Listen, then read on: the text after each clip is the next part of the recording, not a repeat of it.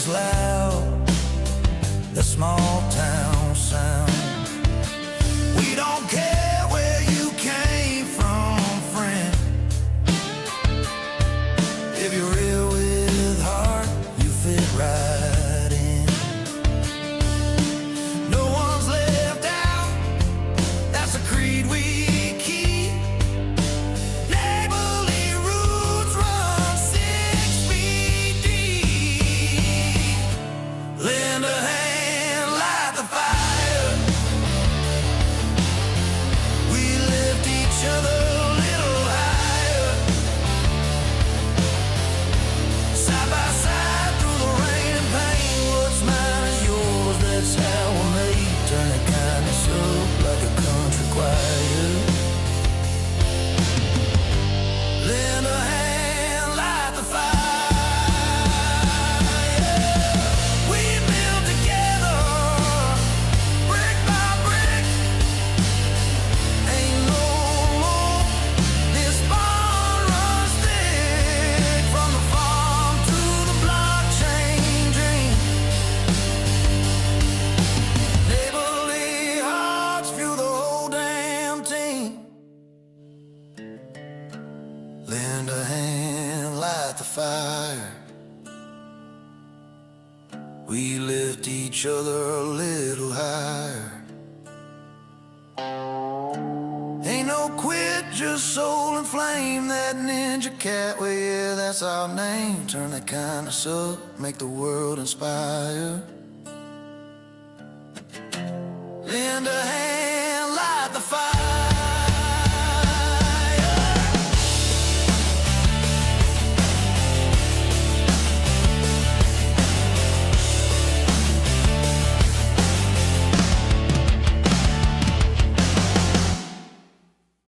Listen for a minute. Life moves fast, and everybody is out here trying to tell you what matters. But the truth is simple. Do whatever makes you happy and give it everything you got. It does not matter if the world calls it small. It does not matter if nobody else sees the vision. If it means something to you, that is enough. So breathe, lock in. And step forward knowing this is your moment to grow. Every rep, every step, every early morning and late night, it all adds up. Now turn that fire on and move with purpose. Wake up, rise up, time to set the tone. Put the weight on your back, make the grind your home. Every ounce of effort is a brick in your climb. Push hard, stay true, stay steady on the line. Sweat drips, heart kicks, feel the pulse inside. You are stronger than your fear, let the doubt subside. When it burns, keep going, let the struggle refine. Pressure makes diamonds and the fire makes you shine. Give it everything you got, let the world be your drive. Every breath, every rep, keep your purpose alive. Do it big, do it small, it is all by design. What matters is the heart that you put in the grind. Some days it heavy, but you rise again. You were built for the battle, you were made to win. When your mind gets loud, keep your focus tight. Every step forward is another small fight. When the road gets rough, keep your feet in place. Storms come fast, but you hold your pace. Every setback teaches, every bruise is proof. You are built from the struggle, you were forged in truth. Stand tall in the Chaos, let the moment mold. Greatness grows slow, but it grows bold. Trust your fire, trust your heart, let your strength unfold. This is the chapter where your story is told. Stay locked, stay hungry, let your courage roar. You are closer to your breakthrough than ever before. So lift that weight, take flight in the moment you are in. This is you versus you when you came here to win. Some days it heavy, but you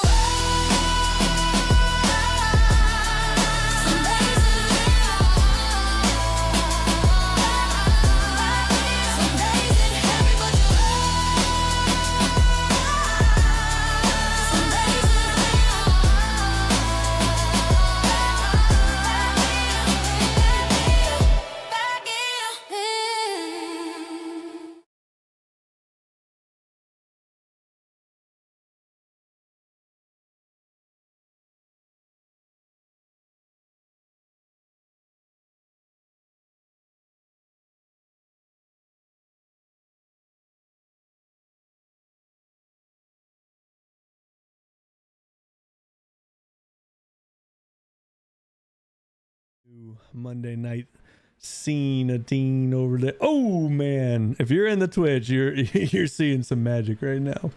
All right, man, I am excited. I mean, I'm excited every Monday night. I know Cody is too. It's a fun night for us, you know. There's a lot of amazing spaces going on, like 28, 29 hours a day. But Monday nights, you know, we get to talk Ninja Cat, and that's exciting to us. So that's why we're here, man. Let's get some shout outs real quick going on, and then we'll jump over to some people up here. And man, we got Peanut already rolling up. We got Shield in the house. Welcome in, my man. Appreciate the space tonight. The subscriber giveaway was amazing. I was multitasking, kids shows, Bass Pro Shops. I mean, I got lucky. I was able to snag a dog and get a picture real quick. It just wasn't Gary, but it worked. Stick 7, welcome in. I don't say that loud with my kids around. Jessica, as always. Jessica, you are such a trooper. It's like 4 a.m. for you, and you're here every Monday. Baked, my man. Dude, this I wouldn't even call it a contest. Like, we're just doing it for fun. I've even forgot that there's even giveaways for this thing, but I have so much fun, you know, waiting for that post, and I'm like, oh, what do we got? It's a lot of fun, man. Keep it up. That's engagement. It's tough to get people to engage in things, you know, but you're doing it, dude. People are loving it. And I love that it gives people, it kind of opens up the creativity, you know, and that's what it's all about. So my man Trizzy, I know you're half here right now dealing with some stuff at home, not anything crazy, but Laz Attack, I got my drinks ready, man. If you're over on the Twitch, you know, I'll cheers you right now. Might as well. All right, let me get one in. And we got Gliss in the house. Let's go, Liz. I always promised I'd give Liz an amazing entrance every time she showed up. So Liz! All right. I never fail. Chris is in the house. My man, Chris. Hey, I've got to figure out. So Saturday I thought was going to work perfect. And of course, by the time you got back to me, plans had changed, but I still got those bot ideas, man. We got to get that cruising for sure. Mim Wander, I know you're over in the Twitch as well. Appreciate you as always, my man. Margie B is in the Twitch right now. We got the Arson in the house, and my girl Vina. Instrumentals, Drew's in the house, and Comedy broke. Well, Comedy, come on, you're not broke, bro. All right, let's get around here. Cody, let's start with you, man. How was your day? Oh, my day was a day, man. Mondays, you usually got my appointment I drive into the big city for.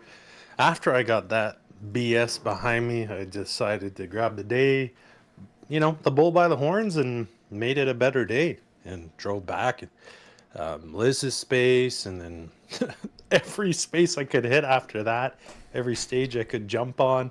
Unfortunately for Liz's space, I was driving through a couple dead zones, so I was like, I'm not even going to request to speak because I'll get kicked off. But by the time I got home, I was on every space, try to grab a mic and keep busy and get locked in. It was a good turnaround, I should say. Good turnaround. And as it is Monday nights, men, we look forward to this every Monday, 10 p.m. EST, hanging out with the community. And I'm really looking forward to tonight's topic. Me too, man. I actually, network is your net worth, because someone asked me like, oh, didn't you guys talk about networking last space? I'm like, yeah, we kind of did, but I feel like this is a little different. We're going to go into kind of the value of, you know, trust and value creation and consistency and, you know, kind of everything that creates that network. I heard something the other day that I loved. And it was not, you know, we hear network is your net worth all the time. It'll make me drink in the middle of speaking. Your network is your network because people are the multiplier. I love that. That little bit of extra on there. And that's so true. Let's go. Peanut. What is going on, my man? Hey, what's going on, you guys? Happy Monday. I was like, shoot, it's 9, I don't know, it was like 9:04, 9:03. I'm like, oh, it's time.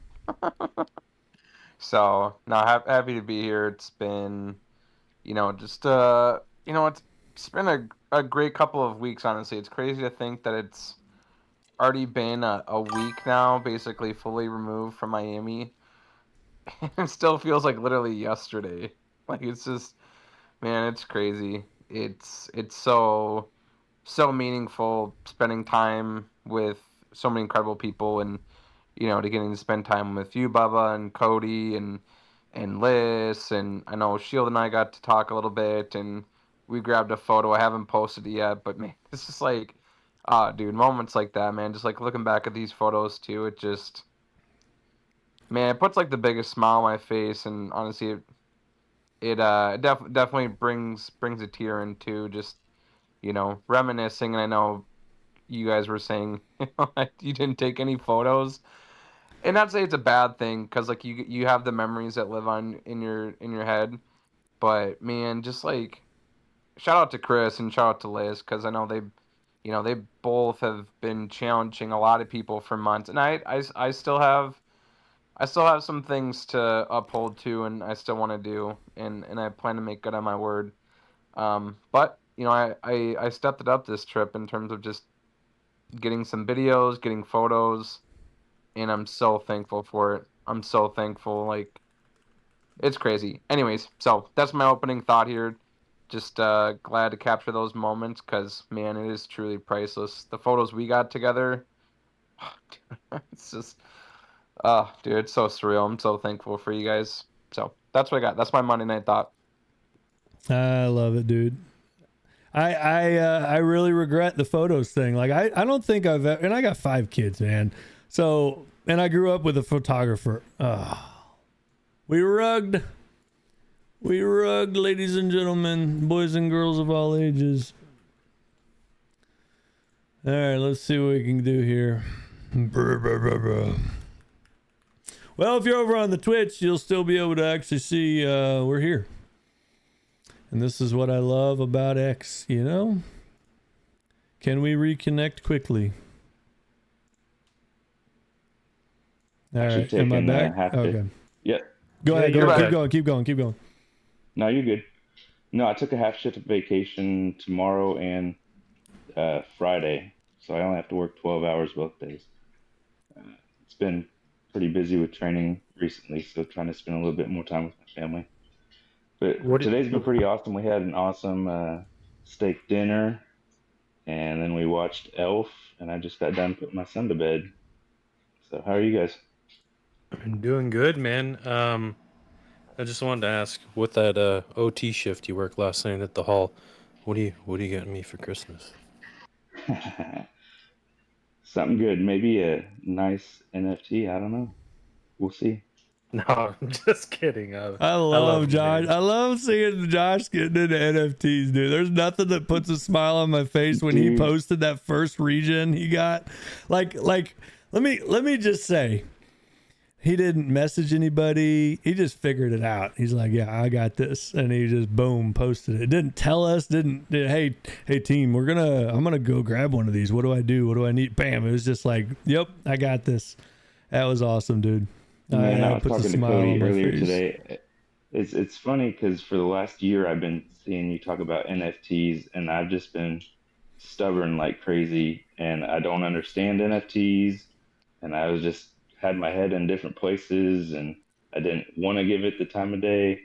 And then I finally start poking my head and looking at the power of these communities and all the great people that are coming out of it, the connection you guys are making. And I started doing my own homework. I'm like, dang, this is infectious. I kind of want to be part of this. And so, yeah, now over the last few days now, I've spent $500 on some NFTs, and I'm ready to spend some more. It is wild, dude. It is wild. And it's true. It's like, it's the communities, it's the connections, it's the people. And I was talking about that on Create Space today. She let me up and we were chatting, and that's kind of what I was going to talk about tonight, was a little bit, and bringing up these communities we're coming across. It's like the price isn't what's talked about. Not that nobody's here for, money. At the end of the day, some people survive in web3. That's their living. So of course money has to be, in their head, but it's really not the focus. And I think that just comes back to in business. For me, I've always ran, the companies that I've ran based off customer service. I provide good customer service. I'm going to have that in return. I don't have to think about the money. I don't have to focus about the money, because that will come back tenfold when you do things right. And I think that's what's happening with all these communities that we're coming across anyway. And that's why we've been picky, I mean, they accepted us in, and we, and the same have done our own research to make sure that we're putting ourselves around people that are going to benefit us, the community, then something we can give to them and offer them. Go ahead, Cody. You know what's funny is that Monday I went to work with you, and I got to spend the whole day at work with you. It gave me this perspective of, wow, I get to see Bubba in his element, and to go on a drive. And I sat in the back seat when he would bring clients home with their vehicles, or in the shop vehicle, because their vehicle's in the shop, and just exactly like he said, customer service and how he conducts himself is the exact same person that we see here today. And it was just so surreal. And I'm like, man, you're incredible, dude. Truly, like, how you move is not just in one area. It's with your family, because I've seen it. It's at work, because I've seen it. And in web3, like, that's why it hit me what you said. And I was like, dude, you checked all 3 boxes, and not a lot of people can do that. Okay, I'm done giving you flowers. Yeah, no more. Appreciate you though, man. I do. It's been tough. I know Trizzy's in here right now. Trizzy works with me, and unfortunately I am leaving the shop starting January 1st. And that's been tough. I mean, it's been very, very emotional.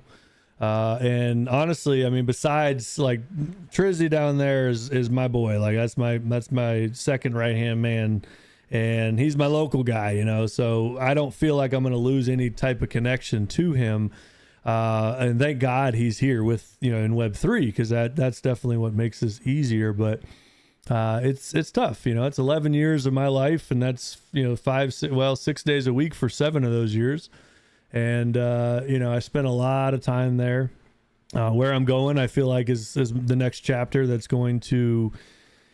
it's going to be rough and then get better, and that's kind of how it is. But the point that I'm making is, like, the hardest part that I'm having is not only the people that I'm leaving behind there, but customers. Like, every day I'm breaking down because I'm talking to customers and just telling them, hey, I won't be here after the first of the year. And it's tough, and I'm not going to start crying because I'm on camera right now on the Twitch. So I'm going to just move on from this subject, because today was one of those days, man. I'll tell you this real quick, because I can smile about this one. I had one customer in particular. She has my cell phone number. She reminds me of just like a grandma. And she came in, and I was dreading telling her this news. So I'm like, I don't want to tell her. She came in today. I walked out the front and I saw her in the front. I'm like, oh no. All right. I got to do it. And I was worried because she's got she's got an older Mercedes. It needs work, and she only trusts me. She trusts the techs too, but she likes me. She's always dealt with me for all these years. And I look over, and she's got a brand new car. She was coming in to tell me she bought a brand new Mercedes. She had her old Mercedes for 19 years, had 335,000 miles on it. And we kept that thing going for a long time, but she finally traded it in.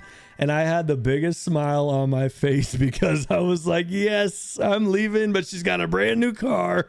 She's not going to have to, try to get used to somebody new up here. And yeah, it made me really happy. So, but it was still tough, and so that has been very difficult, but that's the thing. And that's the power of relationships. That's the power of networking. That's the power of the people, and that's where things like what we're doing, what we're building, what we're seeing built around us, you kind of have a different purpose. You got money in the back of your head, of course, but because we can't function without this. All the stuff that we do here to try to spread the good word costs money to do. So at the end of the day, we still have to bring it back, but yeah. All right, let's get into it. So yeah, I want to go on. Basically, network is your net worth is the title. We've heard that in crypto a million times. And what does it mean? What does it break down to? I mean, we got some really strong people up here that can really help add to this conversation.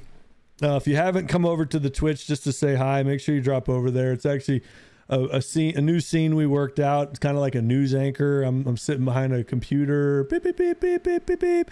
We got some sponsorships up. Well, I wouldn't say sponsorships. We just got some communities we support up there. And then you got the actual space here is live on there as well. So anyway, so let's get into it. So I think part of that, we kind of got some bullet points, and at any moment, anyone can hop in. If they want to take the lead on one, you're more than welcome to. Everybody up here on the panel are good friends and people I trust that they're going to say kind of exactly what I would probably say. But we're basically going to jump into trust, value creation, consistency, community, and then kind of wrap it from there to growth. So Cody, is your hand up or is it stuck up? It's stuck. Okay. All right. I just want to make sure I wasn't skipping it. So do like a thumbs down if you want to talk, actually, because it's staying stuck. Hold on. Let me try to minimize this. Pop it back up. Nope. Your hand's back up. All right. So let's jump into the first topic for tonight. It's going to be trust. So trust. I think trust, I wanted to start with trust because I feel trust is probably one of the most important things and one of the hardest things to earn for people. We are in a space of absolute it's so hard to trust anybody in this space. It really is. We can all say we can read people really good, and we've all had those people that we felt we could read really good, and then we end up getting burnt. So building trust is very difficult in the world we live in here in web3. It's not as hard, I think, because in when you're talking face to face, like we just got back from Miami, that's a whole different animal of talking to people. Like here, talking to you guys, yeah, you can see me on Twitch right now, but before that, you didn't see anybody. It was just us talking. So we could post pictures, but who's to say those are actually us? I could find some guy's camera roll and just keep posting that guy's camera. But when you're speaking to somebody face to face, it's a whole different animal. So it makes it a little easier that way. But trust, I think, is probably one of the most important things with business, and we're talking about business because a project is a business. Your brand is a business. Anything that you're building, treat it like a business, and it will definitely change the way you look at things.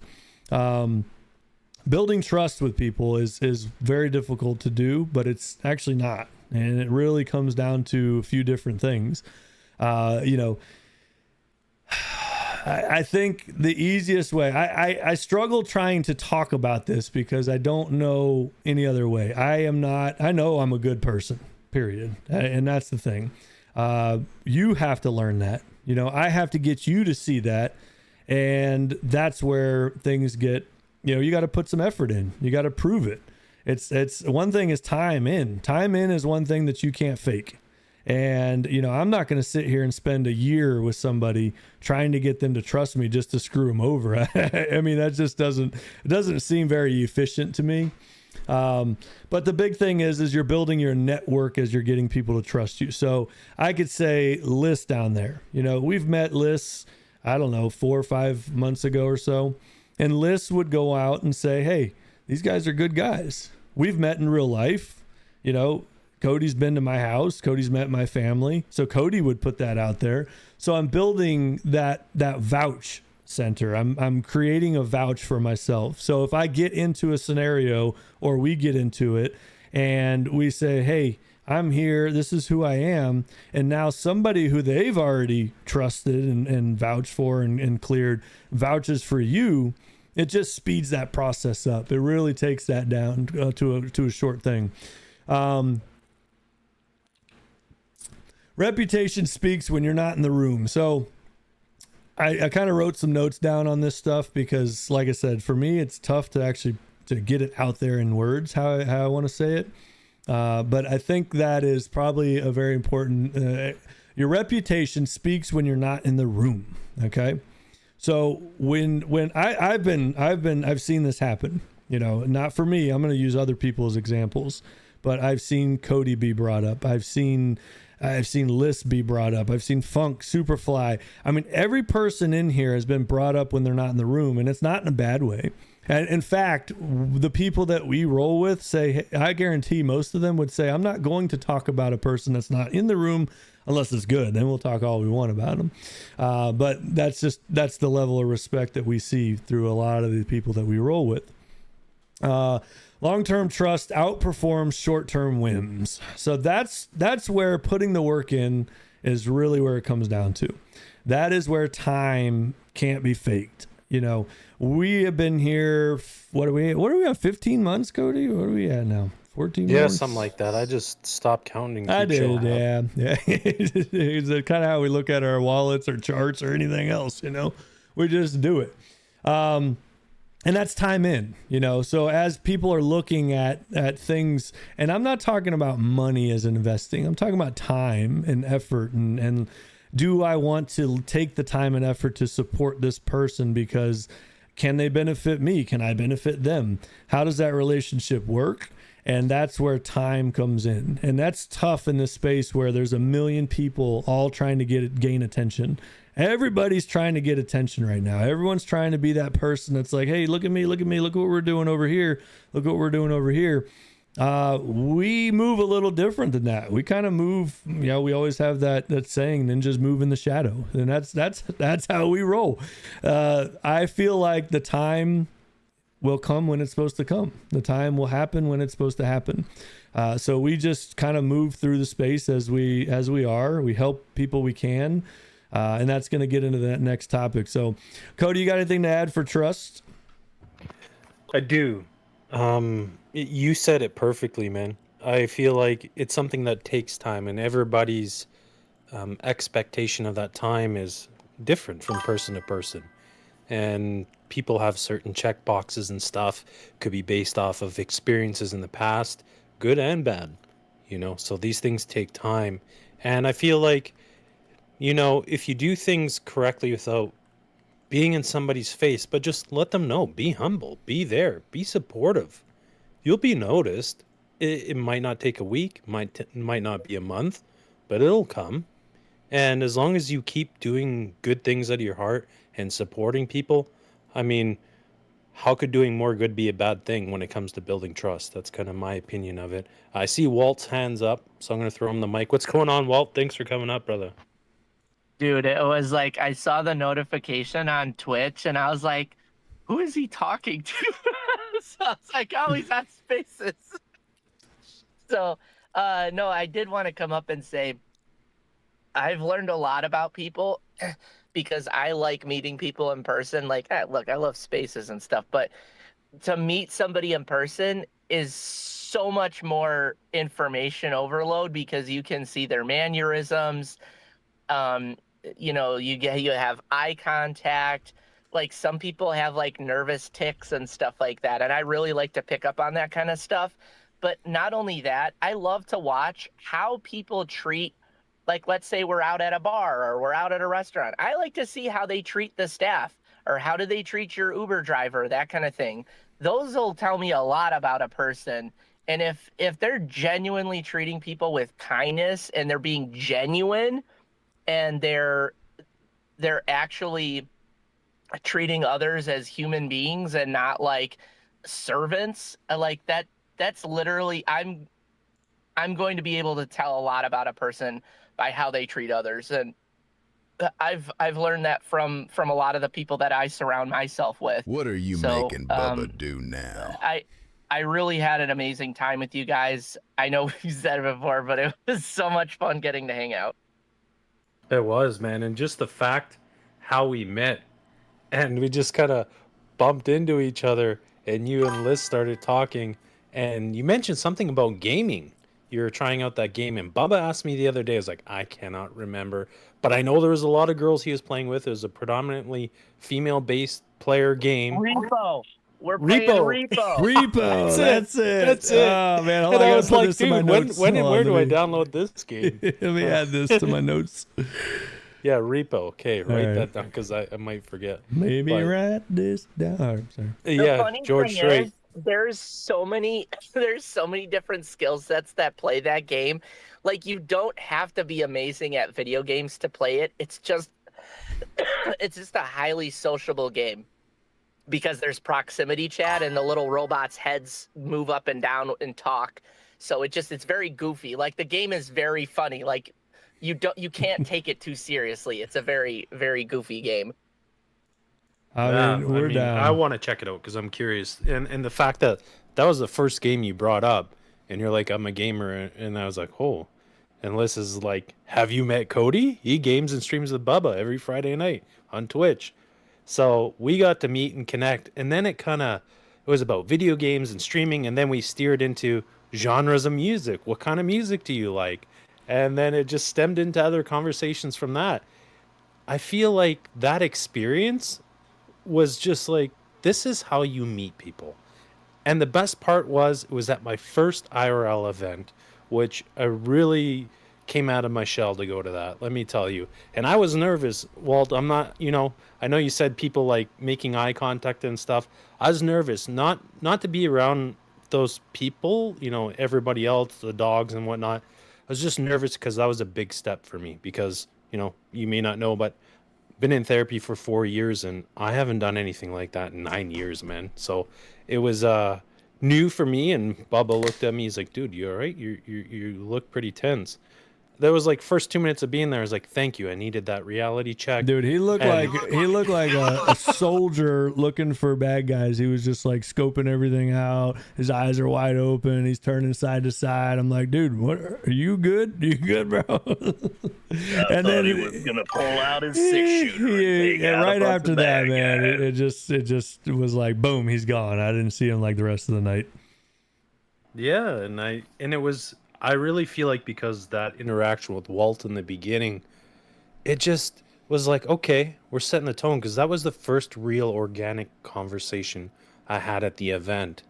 And from that point on, we were pretty much hanging out the rest of the night, cruising around and us going around chatting with people, but we always ended up together because, I guess things just flowed, man. It just felt organic, and I was like, heck yeah, man, this is another good person in the space. Would have never probably met unless I came here. And I'm grateful for that because I got a +1 friend added to the list. Someone that has same core values as me, who respects people that, carry themselves and conduct themselves well. And I'm like, hell yeah.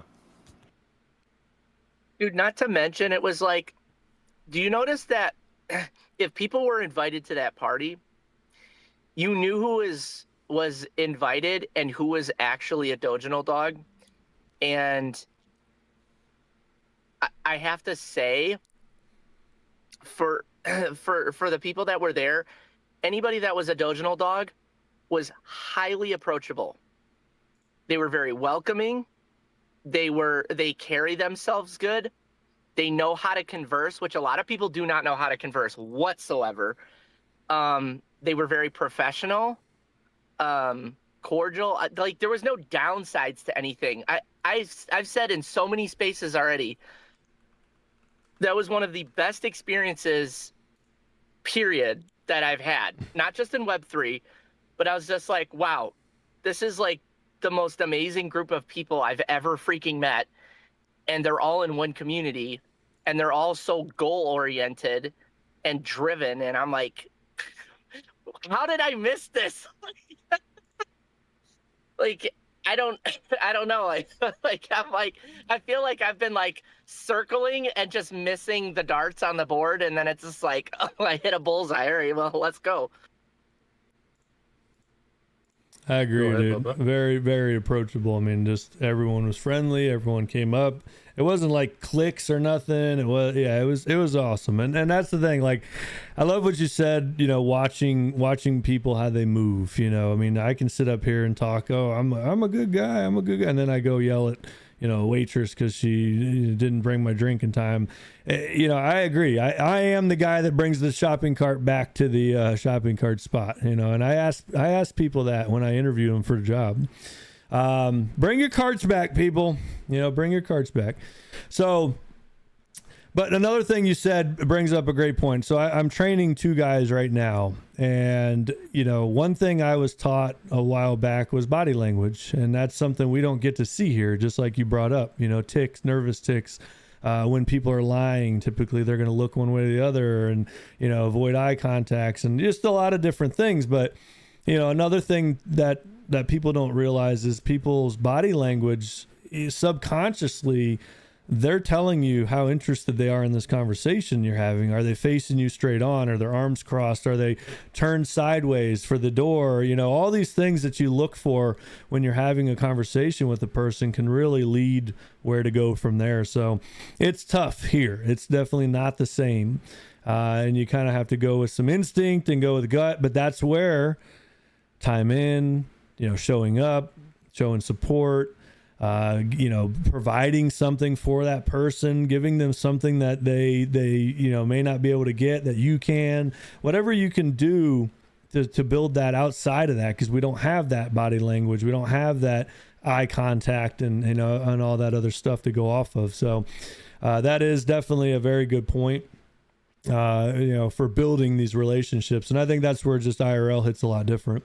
And that's definitely being in the space as long as we have, we've heard, we've seen all the IRL events. And honestly, I think before Ninja Cat, I really didn't have any interest of going. I just didn't connect with people like I do now. And that's really what came down to it. Like for me, it was at that time of going to the Dojo Dog thing. It was cool. We were just coming into that, Cody scoped him out a little more than me. And, but at that point, I'm like, dude, we get to meet Liz, we get to meet Peanut, the people that we've been rolling with for a lot longer, we got to finally meet. So to me, Liz hosted a Ninja Cat luncheon at a beautiful Greek restaurant, and just having that connection was unreal. So win. Did you guys get to meet Dev or Bomb? Yeah, Cody did. I did not. I saw him there. I did not get to meet him. You can't miss Bomb. He's pretty tall. Yeah, he's very tall. Sorry. I echo that. Definitely great guys. There's that was my issue. That's why I wasn't taking pictures, because I was talking and shaking hands with so many people. And I remember the Saturday morning or Sunday morning, I got up and I checked my phone, and I was like, dude, the only picture I took was of the entrance the whole night. Like, come on. It was like The Hangover, like the first picture of the night. yeah. My family's like, oh, let's see pictures. How was it? And then I'm like, well, I got this. They're like, what the hell is that? Oh, dude, that was awesome. Yeah, it was a good time though. And we could just sit here, go on. And every day I keep finding new pictures. Peanut just posted a picture I hadn't seen yet. I'm not on my phone, but when I do get to my phone, I'm going back to that and saving that one. Cody found one yesterday with me in it and sent that over to me. So it's just cool. I definitely 110,000% will take more pictures on the next IRL event, because yes, we remember them, but not like the pictures, man. Because you look for pictures to post, for comments and spaces or a good morning post or whatever, and then you look at it and it brings you back. And it's so wild. It was one night, one day, and that's it. But it felt very short, but it also felt like it was a lot longer than it was. So I feel like we a lot got accomplished. I would say definitely get with CCM. He's got so many good pictures from like both events. He might have a picture of all of us talking. Cody dodged CCM's camera all night, he said. Yeah, he told me, he's like, dude, I don't know where you were and what you're doing. The only shot I have is this. And I was on the left side and Bubba was in the middle with Jay. Well, I don't know. I was there though. I'm telling you. He got a shot of me, and it's so funny. Like I look like I just found out that my bags went to zero or something. Like I'm like frowning or something, but it's like the funniest. I don't know. It's like the funniest picture. Oh, that's awesome, dude. I'm glad you're up here, dude. I'm glad you're coming back in. I know, like Cody said, dude, we spent a lot of time that night. And it was just great connections we met. There was not one uncomfortable situation there at all. So it was awesome. I'm looking forward to the future. I'm looking forward to 2026. I told my wife, because that's tough for me. It's hard to get out. I don't hardly get out to do anything. So to actually go to an IRL event, leave my wife here on a weekend where she's got 8 soccer games and clogging events and everything else. Not kidding. It was, she was a trooper, and I told her when I got back, I'm like, I know that's not gonna be something I do all the time. And she's like, well, I don't see why you can't go back to them as long as we know they're coming up. Now next year is going to be a little tougher with the new job and all that. It's going to be a little harder trying to navigate, with the balance. We always find that balance. Sometimes we go too hard over here and then we're neglecting something over here, and then we reel it back, and we got to find that middle ground. I know Josh has gone through that. We've all gone through it.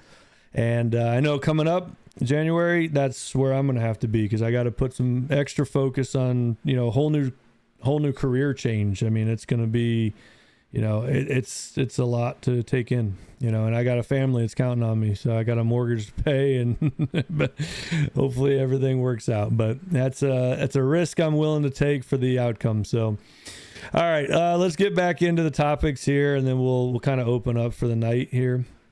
But there's just a few I really wanted to punch on, because I want mainly, this is more of lessons learned, how to move through the space, how to, I see people are like, oh, hey, you guys didn't notice me. You didn't see me. And you can't do it for the reasons to be seen 100%. Like, there's got to be some selflessness to the way you move. And this is just, how I see things, and how I know Cody and me, well, Cody and I, or I and Cody, whatever you want to say, but we move pretty close in the same limelight that way. Bring value before you're asking for anything. This is a big one. I look at and say, we've done, the fire background. The fire background, obviously, yes, we love the fire background. We're always going to represent the fire background. We're always going to have that on. As Cody would say, that's our uniform. That's who we are. And I look down the room here, and it's just a beautiful sight to see when you got the fire breathing behind you. And there's a lot of meaning to that, but that's not what we're going to go into tonight. But that fire is our uniform. And, so for a while, when people would come into our space, we would make that fire background for them. We weren't sending it to PFPs. To me, are very sacred. Your PFP is a sacred thing to you. You've either paid a lot of money for it, you see yourself in it. Most people put a lot of thought into their PFP, and there could be special meaning to it. So anytime that I've ever sent out those backgrounds on their PFP, it was never to expect anyone to change it. It was just something I enjoy doing. I love creating things. I love creating whatever it is, art, content, music, whatever it be. I love doing it. So that was me. That was one way of me expressing, saying thanks for being here. Thanks for hopping in. So it's like a gift, and that's contributing. That's giving something without asking for anything. I don't expect it to be anything in return. It's just that's how we do things. And that's how, that's how I'd want to be treated. I don't want, you can tell when people come into something and they want something. We've been approached multiple times, especially recently. We are moving differently. We are in the channels that we've the path that we've gone through. We've kind of broke out of that, I feel, and we were talking about that today, Cody. Like, we don't put our market cap as our value. I don't pay attention to that, because I know where that's going to go eventually. And that's because we're focusing on other things that we find more important, and that will kind of follow behind it. It's like a dragon tail. Boop. So that being said, if I'm not focused on that, I'm focused on, are we moving forward? Are we growing? Are we doing the things that we need to do to build out, things correctly? And I feel like 100% we are. So for us, and people see that outside of there, and then we get people that message us. The stream's been doing amazing. I have absolutely not one complaint about the stream. It's just every week it's growing. The Monday night streams aren't as big as Friday night streams, which is, I could care less about that. But I love the fact that we're able to put this space on a stream outside of there, so we can, get this out to the masses eventually as that stream grows. because eventually, if we keep going the way we're going, we're going to get other people coming into the stream for the gaming side of things. And now they're going to get the notification on a Monday night. What's this? They're live? Oh, cool. Let's hop in. And how many people have randomly popped into spaces and then found themselves stuck in there forever? You know, and that's what we look for, is like, I can't tell you how many people, how'd you get here? Well, I hopped into space and I loved what they're talking about. And now, boom, you are a community member. And that's what we do. You know, that's what all of us are doing here. So to be able to expand that out is massive, but what we're able to do with that is really grow outside of X. And that is kind of what the idea behind it is. So anyway, let's go. Let's keep moving here. Cody, you got anything to add about bringing value before asking? Because I know you're very good at that as well. I think it's better to just show somebody who you are first before anything else, because you're kind of putting everything out there and you say, this is me, this is who I am. If that doesn't jive with you, it's not going to work in general. I mean, if in a networking situation, you know, you think you're going to pretend to be somebody else, well, how far is that going to get you down the road? Not very far, because they're going to find out that you don't like golf and you fucking lied. That's my 2 cents on that. I like that. You know, I've heard stories of that. I'm like, why would you do that? You know, I just think it's very important to be you. Like you said, contribute to the conversation, contribute through a form of support, follow up, you know, hey, how was your day or whatever, you know, give something. And it doesn't have to be anything financially is my point. Just give something. And I feel like if you give some compassion, that's a form of giving something. So there's an example.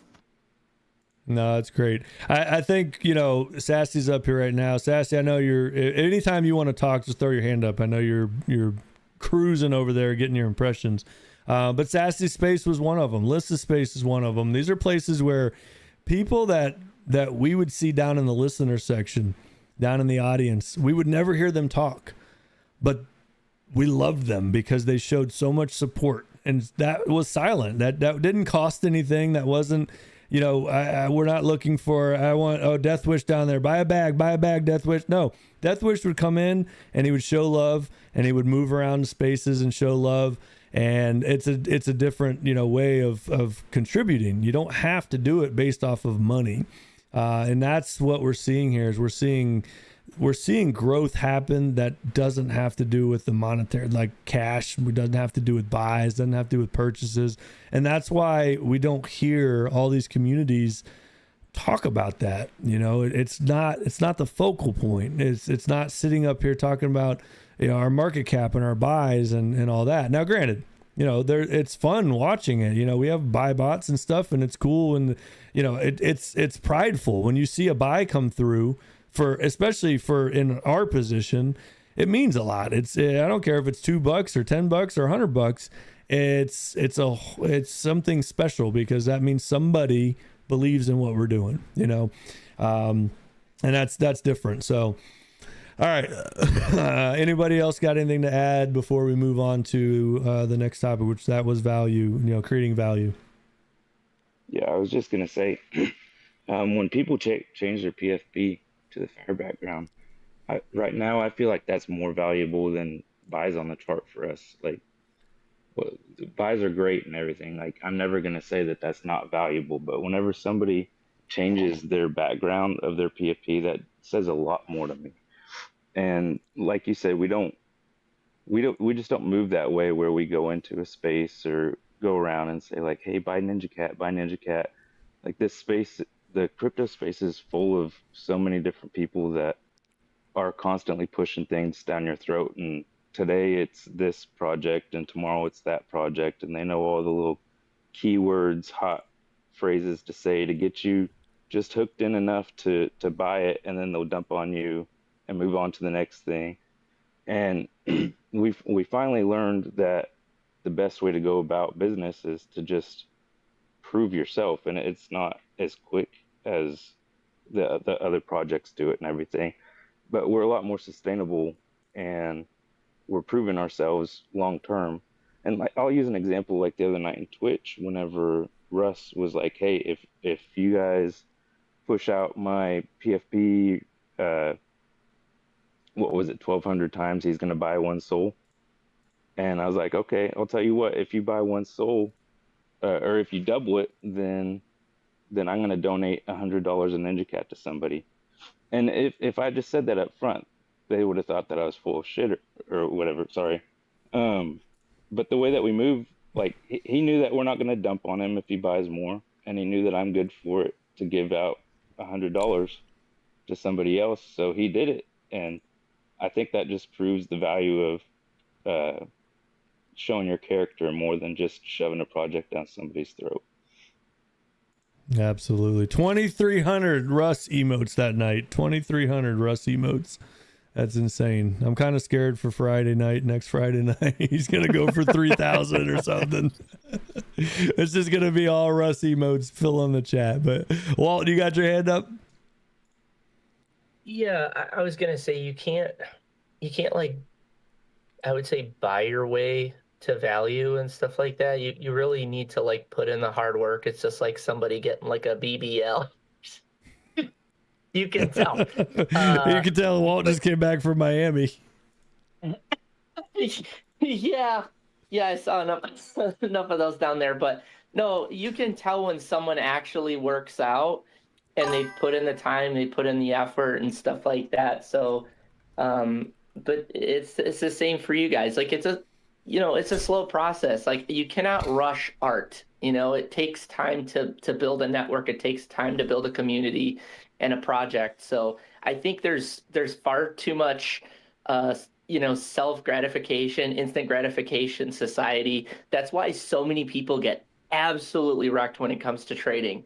They have no patience. People that have a lot of patience generally make pretty good money in the space, but a lot of people just don't have patience or full understanding of what it takes to build a project or an application or a DApp or a platform. So like when people get antsy and they're like, "Oh my God, why isn't this done yet?" That's their opportunity to bring value to a community or to a project. Why don't you go out on Spaces and let your personality shine, not just start hawking the project, but people are going to generally want to buy from somebody that they like, not from someone that's like, "Oh, get this token. You know what I mean? It's like, get to know everybody in the room. Get to know actually get to know them, not those bullshit surface conversations. Actually get to know them. Like what we had, we all were talking, like we had some deep ass conversations that we just met. but it's like we all know each other now. We're all pretty good, damn good friends. So it's just like, I don't know. I would say you could still do that on Spaces, but it is a little bit more tricky on Spaces. No, absolutely. And I think that's kind of what we saw the value in, was just, this is us. Let's introduce us. Like I think the big part, to shorten this whole thing is, you could hang out up here for a year and never own $1 of Ninja Cat, and it wouldn't change our minds or views of you as a person. That's what it's about. It's just like, we're meeting people. I could care less I can't say I could care less. Obviously we all care about that, but I don't look at somebody and say, okay, are they holding? I'm not going to really post anything for them. I'm not going to repost. I'm not going to show them as much love. We don't base it off of that. We base it off of the people we see, the connections we built, and the relationships we've had. You may look at somebody and especially, man, we've been through so many of those late night spaces where there's only like 4 or 5 people in there, and you just get this connection that you don't get anywhere else. And that's why we've always said, like, this whole, bull market, bear market, whatever you want to call it, like this downtime has been nothing but a godsend to us, because we've been able to find and meet people that we probably wouldn't have been able to have that connection with, because there's not as many people here right now. So we've all seen it, when the hype starts coming, the spaces start filling up, Telegram chats start going crazy. Like, it's just how it works. But then when it dies down, the real ones come out, And now we're actually able to meet and connect with these people, and we're putting these huge communities together one by one by one. Who knows what could be next? Like, we look at it and say, okay, we've met, you know, we originally we met over with Sassy in the front porch, and then we moved over to Lys's, you know, and Chris with GFi, and then, you know, we jumped over to Doginal Dogs. And these are all just communities that are one by one coming together. We're not like, okay, we're not going to hang out with them anymore because now we found them. They're all coming together. And we've met all of them through the connections we've made. So that amount of time that we've put into that, it's not work. It's true friendship. It's meeting people. It's, you know, I've heard people spill out stuff that, like, Spaces is life-changing to them. It really is. You know, and that's something that you can't even explain that to people when you talk about it. You know, people, the only questions that people ask you when they find out you have some kind of crypto project is, how much money have you made? It's always the same thing. How much money have you made? Well, let me tell you how many relationships I've actually met, people that are better friends than my own in real life friends. Let me tell you about that real quick. Go ahead, Cody. I did want to say real quick that, you know, how should I word this? Yeah, you say what you're gonna say. I gotta figure out how I'm gonna word this. I can word it. Bubba, you are probably one of the coolest guys I've ever met in my life, and something on those lines, something like that. No, when it comes to you, just start speaking over me. All right. Consistency is the next topic. I love this one, and this, man, we've got some people that can definitely attest to this. So consistency is not easy. Consistency, we have to fight our own battles all the time with consistency. You know, I've talked about it with streaming. I always bring up the streaming side of it because that's a huge thing to me. That's something I want to see really succeed. I love doing it. I love, you know, I mean, if you could see the Twitch right now, you could see the effort that goes into the stream. It's just, I love doing it. I'm constantly thinking about it. I'm constantly trying to figure ways to make it more engaging, and it's something I really, really do. But what I've learned with that is where, just like here, consistency pays off. You know, and just showing up and being there every day, or you know, however many days you can be consistent.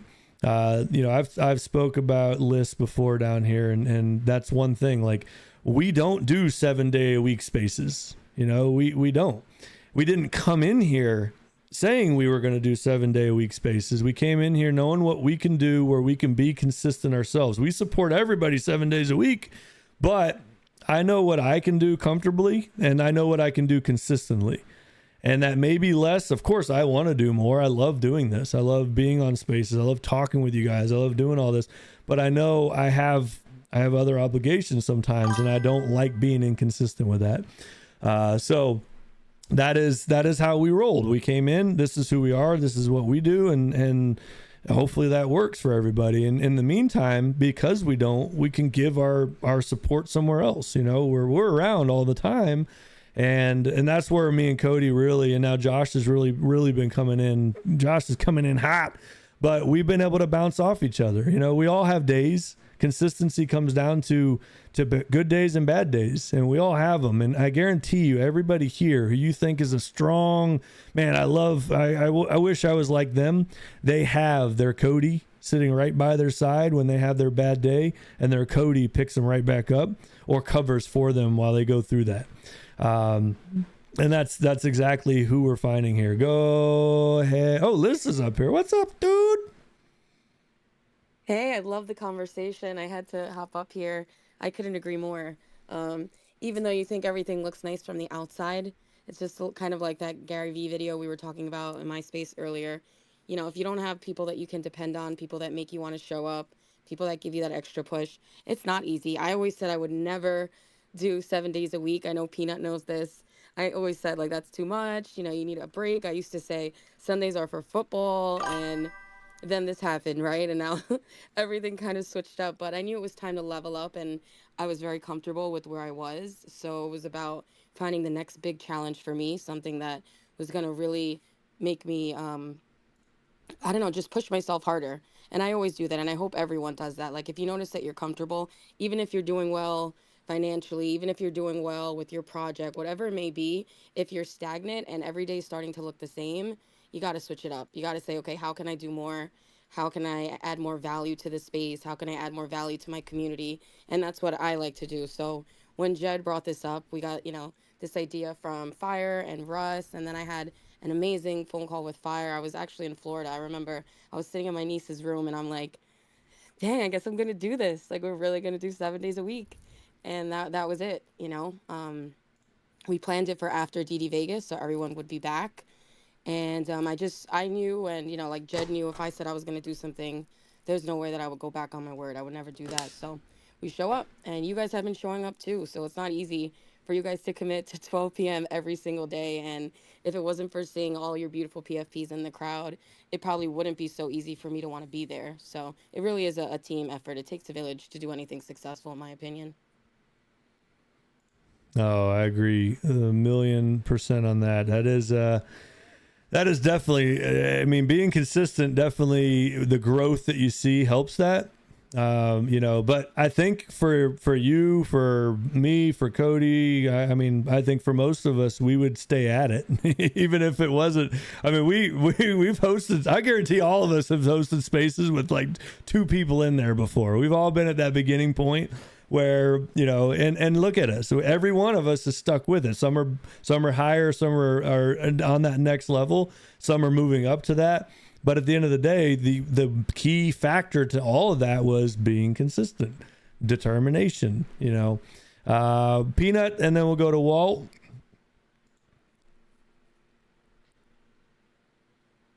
Oh no, Walt can go first. I think he was up. I was just gonna say, something that gets overlooked all the time is it is so important to check on your friends. I mean, it just like everyone's going through something, I would say. So it's always good to, even if it's a text, I personally like to call people. So that's probably really effing annoying for them. But I don't really care because a text message doesn't always come across as quite as genuine as an actual phone call. And sometimes my friends have said, I did not want to answer, but I am so glad I did because I really needed this. And it's like, that's why I call. Like, if I think about somebody, I just call them because I'm like, I don't know what they're going through, but there's a reason why they popped in my head. And, sometimes people are going through some real bad shit and they don't know how to like verbalize what's going on. And maybe all of their thoughts are just stuck in their head and they need to actually say it out loud for them to realize, oh, that's what's going on in my life. I didn't realize it because it's just bouncing in this echo chamber of their head. And it's like, it's nice to talk to someone, even if it is a stranger. It's better if it's a friend sometimes, but you really don't know what's going on. And it's like, if you are a listener on a space or something, and maybe it is like you really like the host a lot, like seriously thank those hosts and co-hosts because you have absolutely no idea the amount of stress it takes to host a space, do all the correspondence behind the scenes to get guests, to contact companies, to get sponsorships, like moving shit around in your day-to-day life just to make this actually work. And to conglomerate all these people together to make them show up at the same exact time, it's really difficult. It's very stressful. So hats off to you guys. It's not easy. And Liz, my best friend does spaces every day. I don't know how you do it. I can't do it. It's a lot. No, you can do it. Maybe you're just not at that point in your journey right now, because I know I wasn't at some point. It's about, making different changes. But I agree with what you said. And I'm a caller too. I like to call people and check in on them, especially if I don't see them. Like, I always joke around, like I slide into people's DMs if they miss my space at noon. I'm like, hey, are you good? Everything okay? But it is important. I couldn't agree more with that message, especially around the holidays. This can be such a difficult time for people. And for those of us that are blessed enough to call it a very special time, we may forget that it's not for others. Wow. I wanted to add, Walt, your point with checking in with friends, that's very important. It's something that I do too. My time zone difference and their schedules and stuff, I text. I prefer to talk on the phone. I absolutely hate texting. When you spend all day in Web3, the last thing I want to do is move my fingers. I want to hear your voice. You know, you're of value to me, regardless what you have to say or share. Like for an example, 9 o'clock, like you said, 9 o'clock just today. Texted Liz, hey, how are you? Haven't made a point in contacting you in a few days, so I want to reach out. How are you doing? Is everything good? How's life? And I feel like when you do that with people, they see the friendship and they value that, you know? And the fact that you brought that up, dude, is just, it hits home because I'm the exact same way.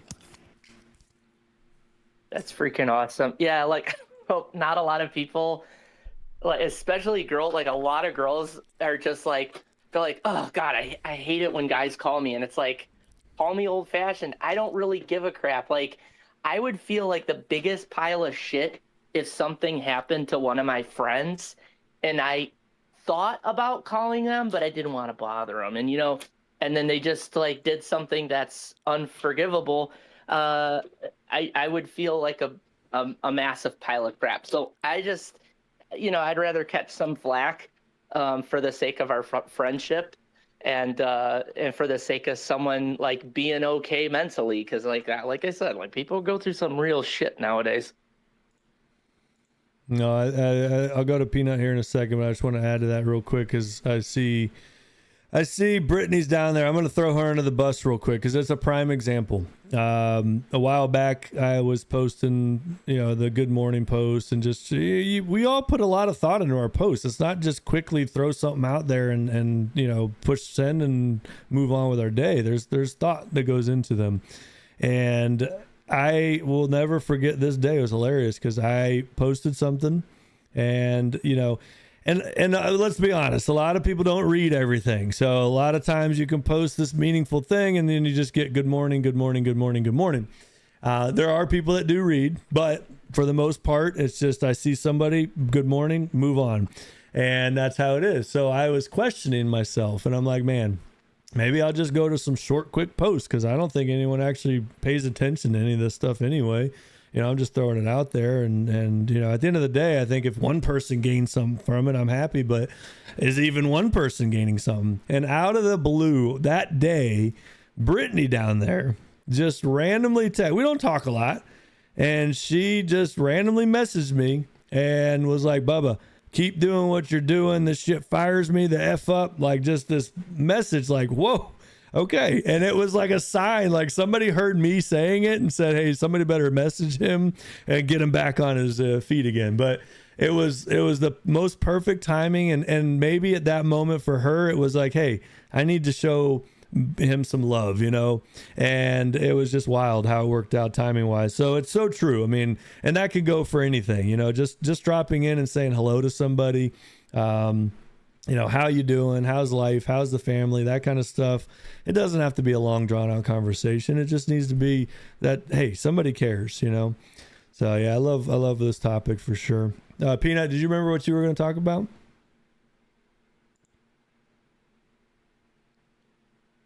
Yeah, I do, and I'll keep this point short. I think it goes back to what Liz had brought up, and it's interesting too because I know that there's probably quite a few mutual friends of ours that have a very specific idea, or not, maybe idea is the right word, but they've really leaned into what they know they can and can't do, and they know their role, their contribution to the space too. And it goes back to what you were just saying a little bit ago too, Bubba. You know, like you said, you didn't, you know, commit to like 7 days a week. Like you show up and you support other people, but you know, it's not like you made that commitment to do Ninja Cat spaces every single day of the week. And it's been one of those things where I think it's challenged me to, you know, just be mindful of, you know, the saying, you know, say what you mean and mean what you say. And that's something, again, I think when you see, at least when I see, you know, a number of you guys doing incredible things on a regular basis, it's easy for me to want to, go out of my way and support everyone, or do whatever I can to support more and more people. But at the same time, it's just being mindful of hey, what are we actually committing to, and how does it align with what we're super passionate about as individuals, and not overextending ourselves in a way then where we are putting ourselves in a compromised state of not being able to uphold or execute or do what we say we're going to do. So it's something that I'm glad you guys touched on, because again, it's something that I know I need to work on, and maybe there's other people that do too, maybe not, but I think it's powerful to just hear from a lot of you guys that know the lane that you want to be in, and you're mindful about staying in it too with certain things. Obviously, again, growing, expanding, doing different things over time, but I think it's important to know, like, hey, this is where I'm really going to focus in and be at right now, and you're locked in with that. I didn't see who's went down. Liz, go ahead. So I agree with that to a certain extent, because I also feel like if you lean in on that mentality too much, you stay in your bubble. So like, to me, I never say I can't do this or I can't do that. Like, I don't have can't. It's if I have to do something, I'm gonna do it. So I like to limit that word as much as possible. And for you, I would say, try and challenge yourself to do new things. What are you doing now that you've been doing for so long, and you can be upgraded, you can level up. How can you level up, Peanut? And like I was just talking to Cody, I think a lot of people, unfortunately, in December, use a lot of things as excuses to not start leveling up. People say, oh, well, it's the holiday season. Oh, well, Christmas. Oh, New Year's. Oh, I have my goals for 2026. Oh, I'm going to come in hard in January. Like, no, that makes no sense to me. It's December 15th. Why are you writing off the rest of this amazing month and the rest of these amazing opportunities to level up right now? So I would just say be careful. That mentality can really be limiting. I would never tell anyone to stay in their lane, because you don't have one lane. My lane is the whole highway. I'm ready to go anywhere. Where do I got to go? Where do I got to be? So I don't know. Just be careful with that one. Yeah. I mean, and I say that too because, again, like, I know there's great friends that we all have here, and they know what works best for them in this current season of life. Not to say it can't change or evolve, but yeah, I think it's important for all of us to know, hey, this is where we're at right now. And yeah, I hope it would grow for all of us. But I know that there's some friends, again, they have other priorities, other things that are, kind of on the forefront of their mind, and what they're able to contribute or add to the space is going to look different, and that's okay. So that's where it's more so coming from. But yeah, I agree. It should be the whole it should be the whole highway, not just one lane. I totally agree. I hear where you're coming from. I think we can simplify a lot of this, and it's just, if you care about it, you're going to make it happen. That's really what it comes down to. Is what you care about, you will make time for. And for me, I mean, that, and I say that because I live that every day. Like, I am here from 10 o'clock. I'm plugged in, locked in as much as I possibly can from 10 o'clock to about 2 o'clock every night. And then I wake up, and then I focus on the other things that I care about in my life, which I have to do. And that's how I made this work, is I care enough about this to work that I found time to make it happen. And that's really what it comes down to. So if you have something that you care about, you're going to find time to make it work. And that's really the short answer that I think you really have to focus on. So if hosting something 7 days a week, you say, I want to do it, you will make it happen. I love what Liz said just a few minutes ago. It's like, you don't say never, but just say you're not there. It's not in your cards right now. It's not in your cycle. It's not, what you're dealing with right now. You may have other stuff that you're wanting to do, but it can happen, because if that becomes your priority, you'll make it happen. And we talk about this in relationships and with anything that we do in life. I have a family, I have a wife, I have 5 kids. Those are priorities of mine. So I make things happen. I make time for that. And we all have those in our life. So if hosting a space 7 days a week is something you want to make happen, you're going to figure it out if you have that mentality. So, and I love what you said, Liz. I just got on my mom the other day because she's talking about, what you just said exactly about the holidays and December. It's kind of wild to hear people, especially with diets, because it's like, goodness gracious, the holidays are coming up. I have lost 32 pounds now, right? And we lost weight during Thanksgiving because we didn't let that mindset say, oh, well, it's Thanksgiving, so I'm just going to shovel my face full of food. No, I ate good. I ate the Thanksgiving food. I just didn't eat 10 pounds of it. And that was the thing. And my mom did the same. Oh, I'm maintaining right now, the holidays and stuff. And then on January, I'm going to hit it hard. I'm like, no, you're not. You won't hit it hard January. You might do it for like a week because it's a new year and we're going to set these goals for the new year. But if you can't start now, then you ain't going to stick with it in January. So why don't you just start now? I so hear your wife through you speaking like this.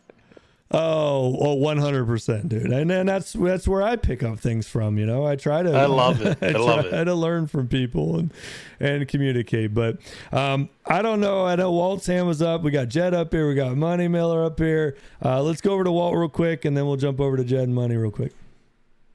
So I love going to the gym, and I made a post. I don't know if it was yesterday or maybe 2 days ago, but I have had so many people say that they're going to work out with me and stuff, and they're so full of crap. They'll be like, I'm going to start next year. It's my New Year's resolution. I was like, how about a now year's resolution? Like, it's still freaking December, bitch. Like, go to the gym. Why do you have to wait like weeks from now, a month from now? Like, you have no idea what can happen with your health from today and tomorrow. Like, you might not wake up tomorrow. Like, the pure joy I get out of going to the gym and satisfaction and achievement and self-worth I get from going to the gym is incredible. And I wish more people knew what that was like. I can't encourage people enough to go to the gym. Like, it's definitely my solace and my peace. So if you're putting it off, don't wait until January. I'll tell you right now, January 1st is the busiest day at the gym, and January 2nd, it's back business as usual. Everybody quits. So just go now. It's worth it. It's Beat the crowd. Beat the crowd. No, it's so true though. I mean, I never really did New Year's resolutions. It's just like, if I want to change something, then just start changing it, But you have to want to do it. That's the key to it. That's how you stick to things, is you have to want to do it. Don't do it because everyone else is doing it. Don't do it because someone else is telling you to do it. You have to want to do it to make it happen. So, Money Miller, what's going on, dude? What's poppin', fam? Yeah, it's funny. So you guys were talking about, like, I know Walt brought up the, checking in on people, and shout out to like so many people in this room specifically for checking up on me as I've been going through a lot of stuff. So I really just wanted to extend some gratitude and thanks to some of the wonderful people here. I mean, you guys kind of know what I'm going through, and there's been so many of you that have constantly checked up on me, and I just, it melts my heart. It means so much to me. That said, yeah, man, moved yesterday. It was fun because it snowed 4 inches from Saturday into Sunday. So I moved in the snow, but hey, we got it done. I'm in the new pad, got my, at least the PC and my desk and stuff set up. So yeah, feeling good about it. Getting back to myself slowly but surely. That's what it is, man. Go ahead. I gotta ask, Money, is everything still in boxes, but the PC and stuff is unpacked and set up? You already know. Dude, I've been there. I know very well. That's why I had to ask, because I would leave. It'd be like 2 weeks, and my mom would come by and visit, be like, "Hey, how are you settling in?" I'm like, "Oh, you see." Yeah, I was working on getting the bed set up today. So at least, making progress, and like, I'll get unpacked over the next couple of weeks. But yeah, of course, the first thing I set up was the desk, and then was like, all right, let me get the studio monitors and the mixer and the PC set up, and let's get it going. Oh, dude, is that not the best feeling? Like setting it all up again, fresh. Oh, and then turning it on, and you're like, yes, Yeah. I've been waiting for you. Like I don't know, man. I'm such a weird, like, some people will have like the wires all nice and neat, and then over time you change things and the wires get all messed up and you just don't care anymore. But man, I specifically went with the Secret Lab desk because it hides all your wires behind it. I hate seeing wires anywhere. So it's such a good feeling to just start fresh. You can set your speakers here. You can do this. Yeah, I love that, man. Go ahead, Liz. Go ahead. Yeah, and I was kind of lazy about the wire part. I was like, let me just hook it all up as quickly as possible to make sure everything still works, and then I'll get back and then rerun everything and do it appropriately. Because yeah, I'm like you. I can't stand seeing wires everywhere. Nope. When we had a while back, we had a cable guy or satellite guy come out, and he's like, I'm just gonna leave this stuff here and then you do your thing, because I don't know what you got going on back there, but I'll never be able to make it look like that. That comes from my car stereo install days. Like I would do that behind car stereos. No one will ever see it. Funny, I did the same. No one will ever see it, but it's clean. Oh man, let me jump over to Jed real quick to check on him. What's going on, dude? What's up, Bubba? What's up, everyone? I never jumped in these spaces, but I see a lot of Ninja Cats have been buying regens lately, so I'm like, yo, I gotta show up. I seen Austin grab the 4-pack. Thank you, bro. I really don't want to give credit to Liz, but I guess I have to, unfortunately, because she's the one that's usually here. So I'll give it to her. She's great at what she does. No, but all seriousness, thank you everyone who's grabbed the regen so far. Money, I don't know what you've been going through, bro, but I love saying God loves throwing the kitchen sink at me, bro. I've had every fucking thing thrown at me, bro, and that motherfucker ain't beating me. I'll tell you that. So you know what? Every bad thing that happened to me in life, something good came out of.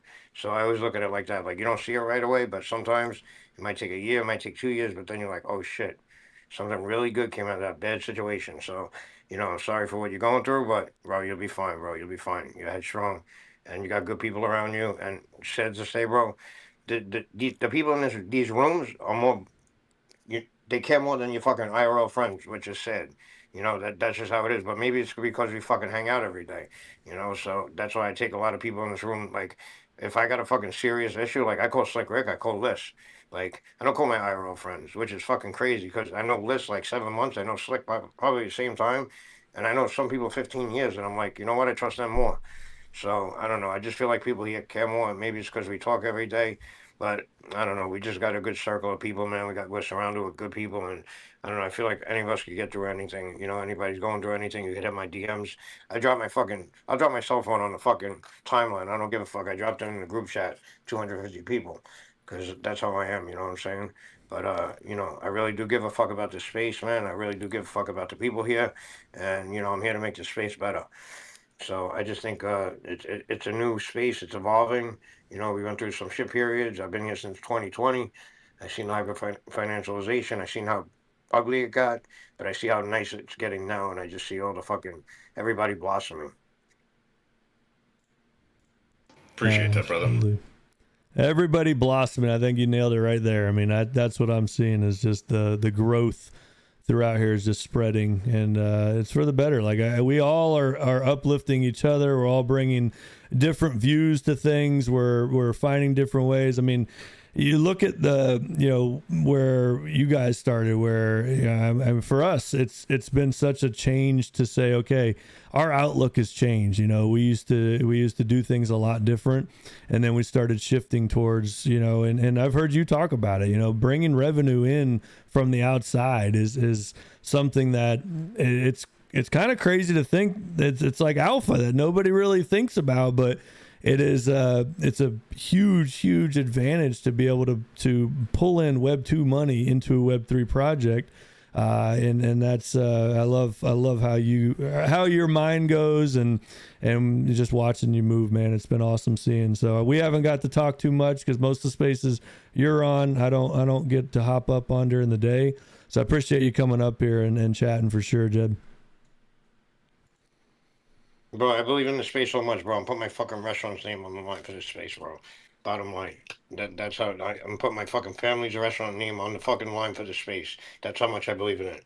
But a big part of it's because of Liz, because she's been bringing a ton of people through, and I see the experience people have, and that just opened my mind to like, yo, we can do this like so fucking good. Like we're gonna have a fucking dedicated site for Web3, and regenerates slash, every community. We're gonna fucking push every community that fucking fucks with us, and we're gonna blow this shit up.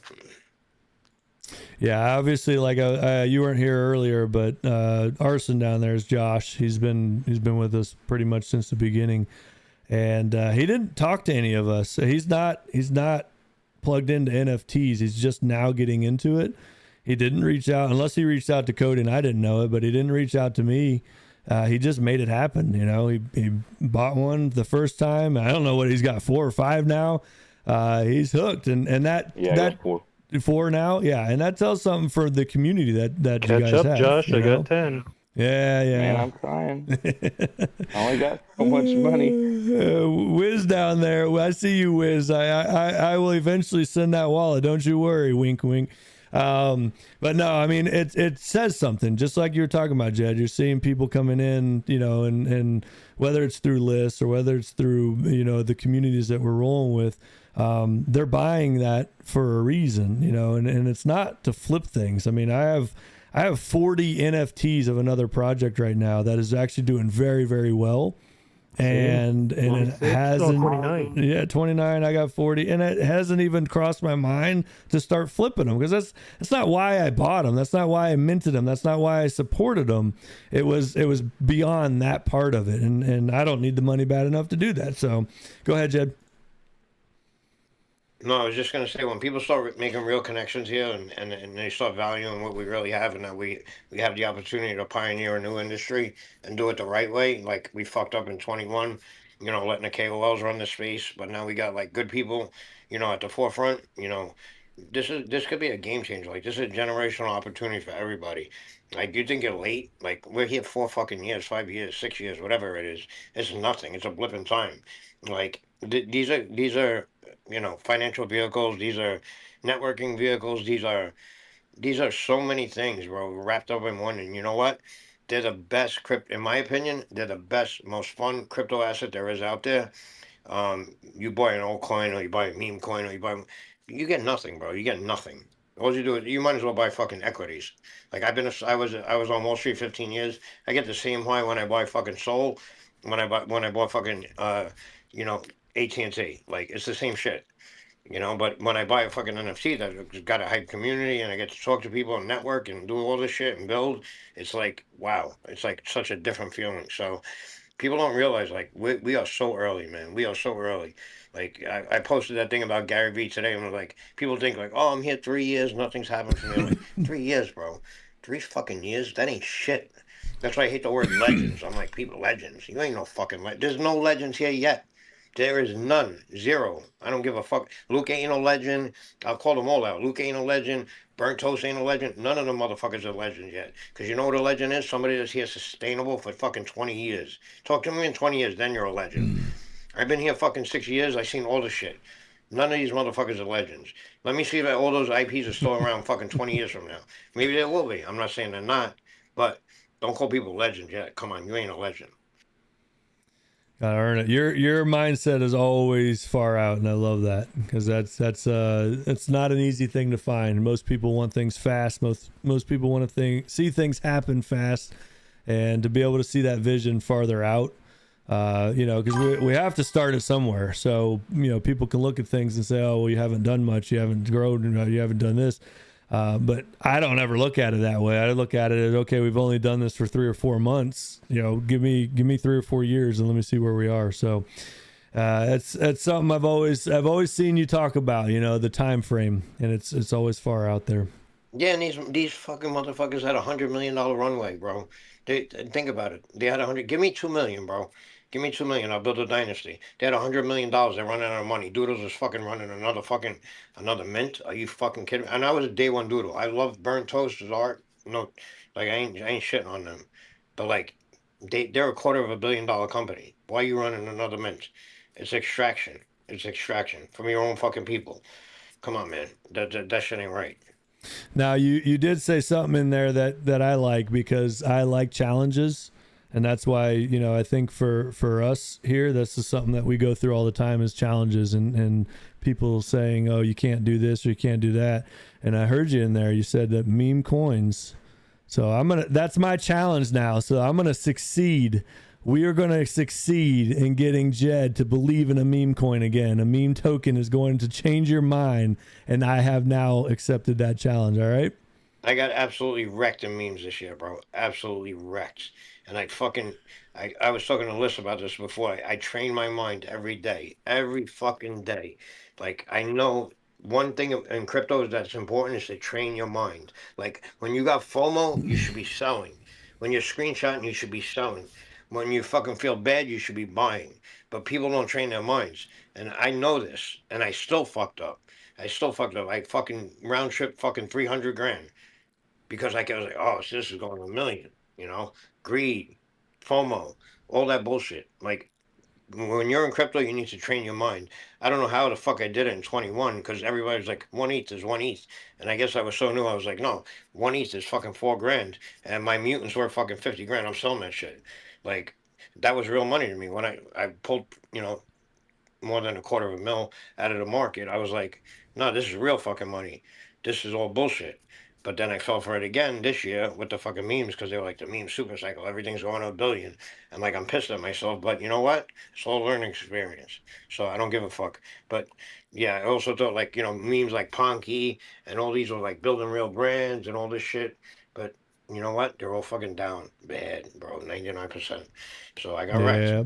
No, I get it, and that same thing happened to me on the other side of it, because I was born in the NFL. I was born in the meme trenches. That's what my career in crypto started, was memes, and I got wrecked. I mean, $100,000 bag to nothing, 75,000 to nothing. I've been there, and greed was it. You just think, oh, it's going to keep going. But on the same side, that you felt with the memes, I did the same thing with NFTs, thousands of dollars. And at that point, and it sucks too, because now here I stand where I could buy a dog. I could have bought, I could have supported the shit out of regens and stuff, but I spent thousands of dollars on wasted communities on the NFT side. But at the same point, I never gave up on it, because I started seeing the little bit better, and now I've met good communities that show it's more than just the JPEG. It's so much more than that.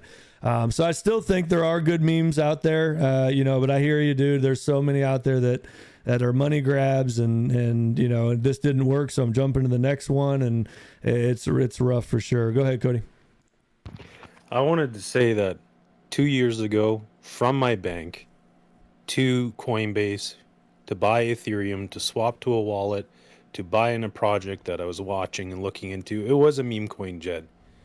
My wallet was locked. I watched it go from the 30 grand I put in up to 180.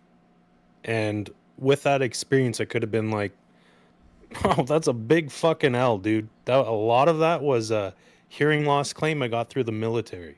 Okay? So I could have said, like, fuck this, memes are bullshit, this and that. But when you start to understand the importance of community, and man, what are you buying a meme coin? Are you buying the art, or are you buying the people? And at the end of the day, if the people are treating the project as a business, that's a different perspective. Yeah, but the only problem with memes, bro, is that it's always PvP, bro. That's all it is, bro. And unless you're one of the top five, what I'm saying, like fucking Shibu, Doge, uh, fucking what's the frog? I forgot his name, but whatever. It's really hard.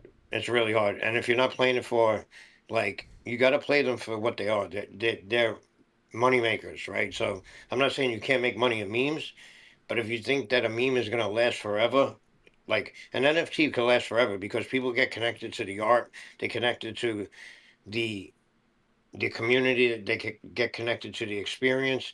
But memes by nature are PvP. So like, make your money, get the fuck out, and move the fuck on. That's what I didn't do. You know what I'm saying? But if you think it's more than that, listen, I'm not. I don't know shit. I don't know more than anybody else. Just from my experience, I've seen it, and there's a lot of people that, once they're posting on the timeline, you're already too late. You should have sold already. Once you see KOLs posting on the timeline, this shit's going to a million, whatever, for 10 million, you're already too late. You should have sold. You're buying now, your eggs are liquidity. So I don't know. It's just a little more. It's a little tougher in my opinion to, play the long game with. NFTs, I see a little bit longer game. I see them kind of changing. I see like education coming into it, teaching people how to make passive income, teaching people how to get monetized, like the dogs do, like all different shit to kind of teach people how to build their accounts, build your personal account. Memes are just like, I don't know, they're kind of like empty financial vehicles, in my opinion. No, I don't think you're wrong necessarily with a lot of that stuff. I think that at the end of the day, I think it's a lot of experience, and finding the right communities and going through it. NFTs, you have something, you own something, you're getting something put in your wallet. That is, a piece of art, or that somebody put time into, unless it's some AI project or something like that. But so there is something different there. I think at the end of the day, though, what I'm learning and what I'm seeing that starts to happen is for me, memes. I love NFTs. Honestly, I got into the NFT side because we wanted to launch an NFT project here, but we didn't want it to be a money grab. We didn't want it to look like, oh, they're just trying to get some money into the project real quick, so they're going to launch some random NFT project, which will never go anywhere, because that's not how they work. So what led us over to NFTs, period, was just the fact of, okay, we want to show respect to that side of things. I don't know anything about it, and I want to learn everything I can about it. The communities are amazing. I will give you that. I mean, and there's some bad ones, there's some good ones. I think at the end of the day, both sides experience the good and the bad. For us, what's really opened our eyes is seeing that there's other ways to run this business. There's other ways of doing it. Like, we focus a lot on external funds coming in. How can we bring money back to the project, not count on Jed buying a bag or Walt buying a bag or List buying a bag? Well, if the market's down, we can still bring money back. We just got our payout from Twitch 2 days ago. It was $114. Well, a month before that was $400. That's money coming back into the project that we're now creating. We have a small community that's been massively supporting, which is awesome. And we want to expand that out and find it bigger, because that industry is massive. So that's our niche. That's something that we can do to bring back to the project. And you don't have to do nothing but just watch it go up from there, because we're bringing it back. You guys talk about Depend. That's a prime example. I've had that in my shop. I don't know, 3-4 months now, and that's revenue coming back. And that's kind of how I see it. Go ahead, Jed. But the revenue coming back, let me ask you a question. Like, is your goal to continue to put the money back into the company 100%, or is your goal to put some of the money back into the company to grow it while also rewarding the holders? Because I really believe that part of Web3, like when it started, why everybody got so excited was because we basically crowdfunded these companies, right? That's what it was. Like, you crowdfunded these companies, and they found ways to provide value back, whether it was through NFT airdrops. Like, I own mutants, right? My mutants gave me 100 grand. So like, that's why people got into this shit. That's why I got hyper financialized. But I still think a core ethos of NFTs is, you still have to find ways to drive value back to your holders. Like, it can't just be about building your own company, because people are not here to be super fans. They're not here to just crowdfund businesses. Like, that's how, like, a lot of Web3 founders, like, I'm not going to name names, but they like flipped that switch so quick when the SEC came in, and they're like, oh, no, these are just collectibles. Like, you're super fans. They didn't say that outright, but that's what they did. They basically created a bunch of super fans that were paying $30,000 for a fucking Azuki or whatever the fuck they were buying, and they weren't going to get no money back.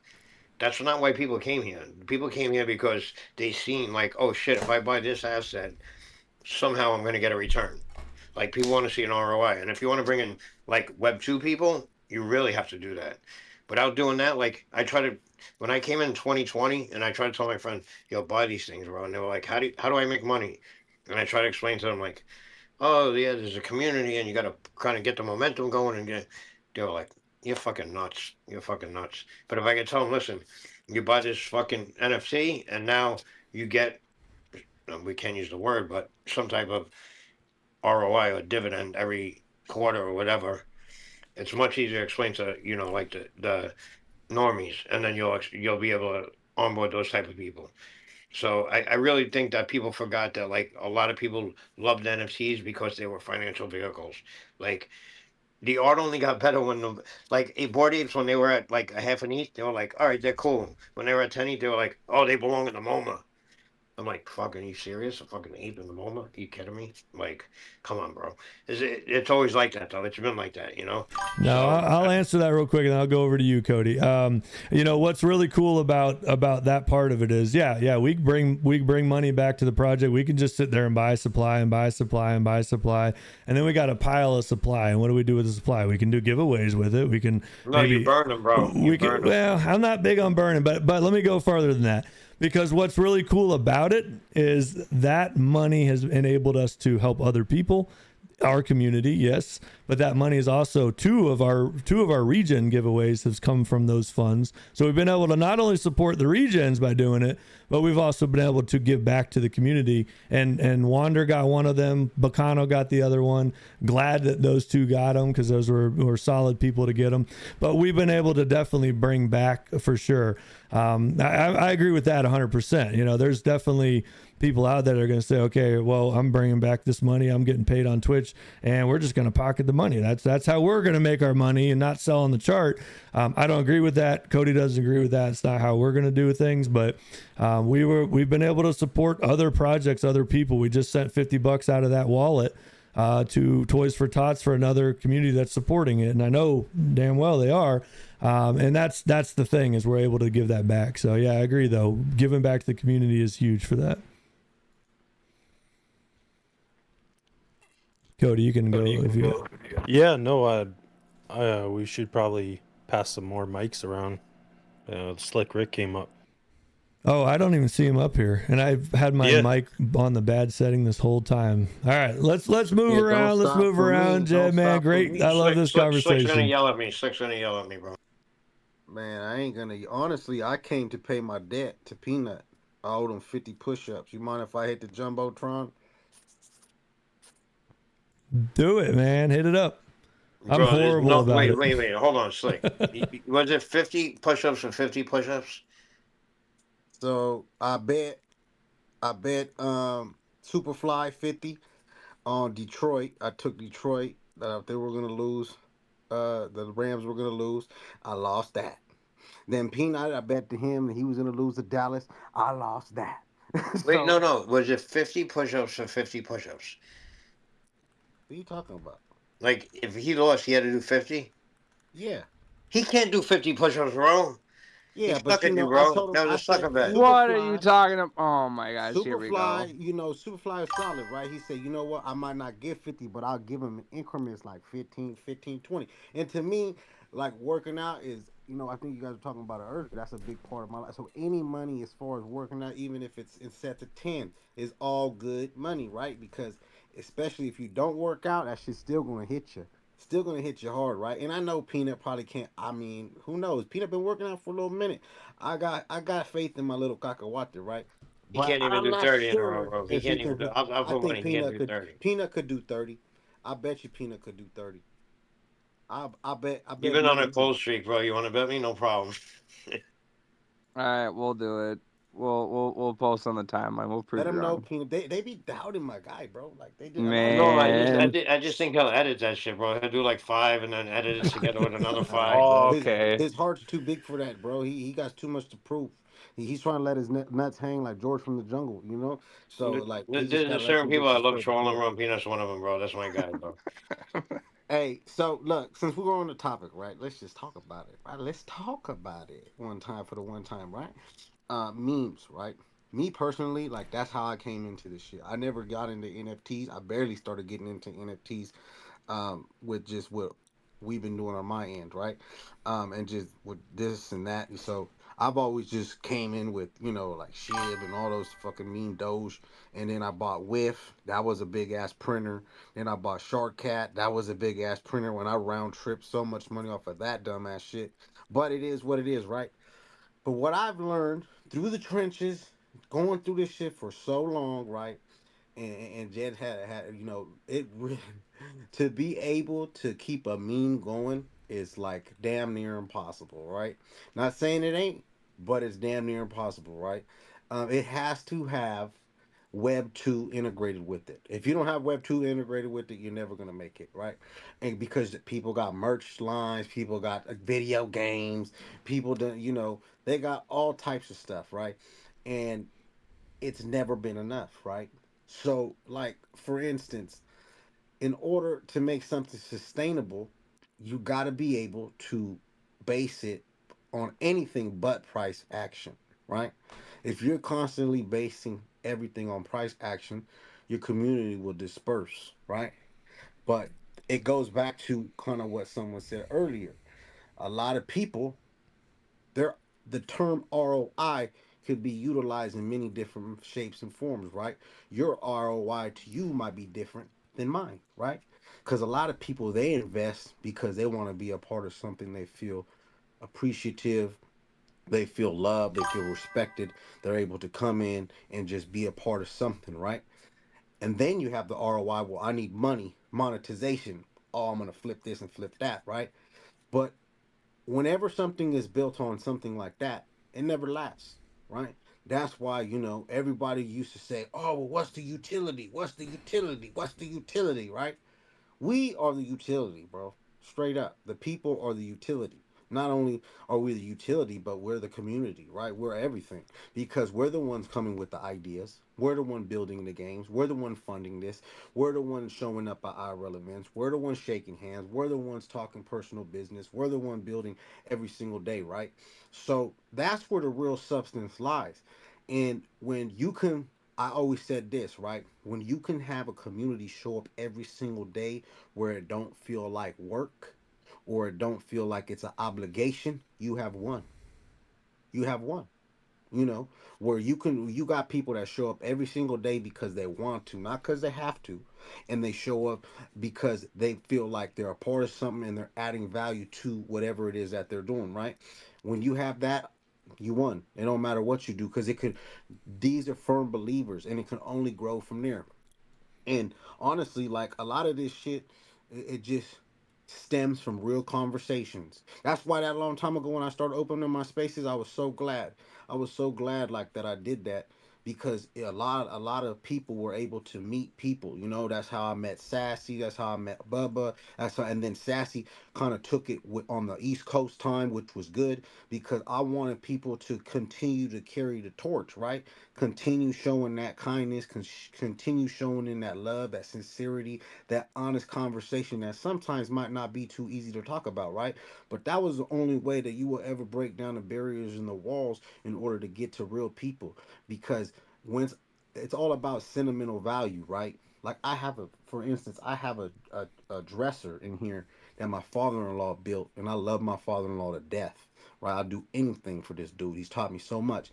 He was gonna throw this dresser away, but he built this shit like 30. I said, hell no. I said, let me get that dresser. You know what I mean? Let me put it in my room. I got my clothes in it right now. I said, this is gonna be a lifelong thing. I'm gonna give this to my son, and I'm gonna say, you know what, your papa, he built this shit 40 years ago. You know what I'm saying? So when you provide sentimental value, just like when Liz has gave me G5s, you know what I mean? I still got him to this day. Peanut, he's gave me long lost. I still got him to this day. My wallet, they got my wallets, everything. So it's like when you have a sentimental value, and just like these dogs down there, Russ, Sticks, Lamb, all them, they got a sentimental value to their community. And since they have a sentimental value to the community, they're less likely to do some piece of shit moves, right? And this goes for any community because they respect the people that are next to them. So they're like, you know what? I'm not gonna do that to these dudes because I've met them. They're good people, like, you know. And granted, when you get a bunch of people, not everybody is on the same mindset, but overall, the overall sentiment is I'm surrounded of a real community of people that talk to me every day, care about what I'm doing, support what I'm doing, push me forward to be better, push me forward to be sharper, educate me, and et cetera, et cetera, et cetera, right? And that is the real value, right? So when you can really do that, that's when you win. So I'll digress from there. Let's get it. Man, oh, Slick's always coming in here. I think he's the king of the mic drop. Man, I love this. I mean, the topics tonight have been amazing. I mean, just not where I was heading, but that's what I love about these spaces. We can just, we just kind of start one way and then we head wherever it heads from there. And they've been some great talks, just doing things, make things important. Memes and NFTs. This has been a conversation I knew would eventually come up. Because we're in an NFT world. I mean, most of the communities we roll with, and that might say something right there. We're here, for that reason, because we have this connection that we've met with these people, and and it changes the direction. I mean, that's the thing, is just being open-minded. And not being, closed. I don't have blinders on. We don't have blinders on to say, no, this is the path we're taking. This is what you're supposed to do. We got to do this. We got to do that. We got to do that. We never really had that same mindset when we did this. And I feel like we've gone in the right direction for that reason. And where we're going to go from here, I don't know where 100%, but I know I'm excited about it. And, we just keep growing. We just keep moving. So, anybody else got anything to add to that? I think we'll start wrapping up. We got 6 minutes till midnight here, and then the glass slipper comes off. So anybody else want to add?